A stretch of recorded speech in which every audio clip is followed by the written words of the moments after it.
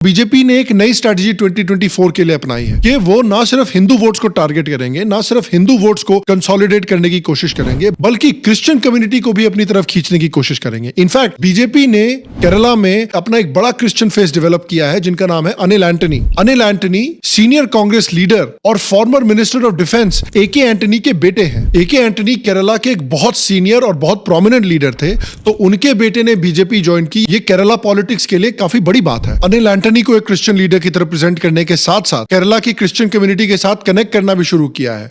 उन्होंने देखा है कि केरला की मुस्लिम कम्युनिटी और क्रिश्चियन कम्युनिटी के बीच में काफी फ्रिक्शन चल रहा है। आप याद कीजिए कि किस तरह से केरला की क्रिश्चियन कम्युनिटी कंप्लेन कर रही थी कि जो केरला के मुस्लिम्स हैं वो लव जिहाद के लिए क्रिश्चियन लड़कियों को टारगेट कर रहे हैं। काफी प्लान तरीके से क्रिश्चियन लड़कियों को टारगेट करने का और उनका धर्म परिवर्तन करने की कोशिश की जा रही है। इसके लिए बीजेपी देख रही है कि हो सकता है कि एक क्रिश्चियन और हिंदू कोalition बनाया जा सके केरला की मुस्लिम वोट बैंक के खिलाफ। बीजेपी ने क्रिश्चियन कम्युनिटी को और पास लाने के लिए एक स्नेह यात्रा भी लॉन्च की है केरला में। हाल में ही केरला के एक प्रमुख चर्च प्रीस्ट ने 50 लोगों के साथ मिलकर बीजेपी ज्वाइन की है। आरएसएस से ही इंस्पायर्ड कासा एक बेसिकली क्रिश्चियन आउटफिट है जो केरला में हो रहे क्रिश्चियन लड़कियों के साथ लव जिहाद के मुद्दों के खिलाफ आवाज उठा रही है। आज कासा में 5000 से ज्यादा क्रिश्चियन मेंबर्स भी हैं और इस ऑर्गेनाइजेशन को बीजेपी पूरी तरह से पॉलिटिकली और सोशली बैक कर रही है। आप याद कीजिए कि प्राइम मिनिस्टर मोदी खुद क्रिश्चियन कम्युनिटी को किस तरह से आउटरीच कर रहे हैं। 2023 में जब क्रिसमस था तो उस क्रिसमस को प्राइम मिनिस्टर मोदी ने इंडिया के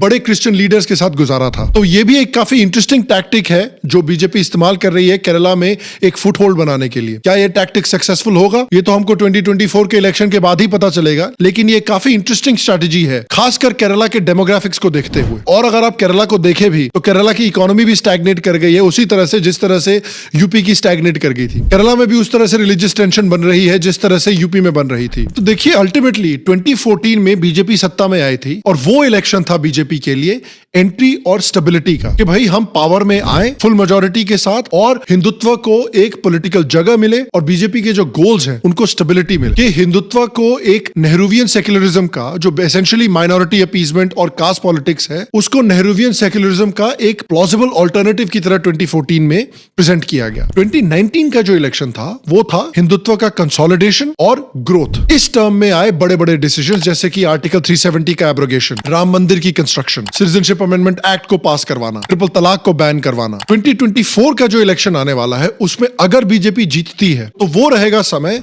जब India takes its rightful place in the world stage, जहां यूसीसी पास होगा, पीओके को शायद वापस लिया जाएगा, दुनिया की 4th लार्जेस्ट या 3rd लार्जेस्ट इकोनॉमी बना जाएगा, फेक सेक्युलरिज्म को पूरी तरह से खत्म किया जाएगा, नॉर्थ वर्सेस साउथ वाले प्रोपेगेंडा को, कास्ट प्रोपेगेंडा को, इन सबको खत्म किया जाएगा। इंडिया सही मायने में विश्व मित्र और विश्व गुरु बनने की तरफ सही कदम उठाएगा। और इसलिए इस इलेक्शन को भले ही ऑपोजिशन की हालत बहुत खराब है, भले ही ऑपोजिशन के पास कोई अच्छा आइडिया नहीं है, कोई अच्छा लीडर नहीं है, इस इलेक्शन को आपको लाइटली नहीं लेना चाहिए। ये सोचकर वोट करने मत जाइए कि मोदी तो जीतेगा ही जीतेगा। आप जाइए, आप पता कीजिए आपके यहाँ कब वोटिंग हो रही है और अगर वोट करने की आपकी एज है तो जरूर घर से बाहर निकल के वोट करके आइए। Do not take this election lightly.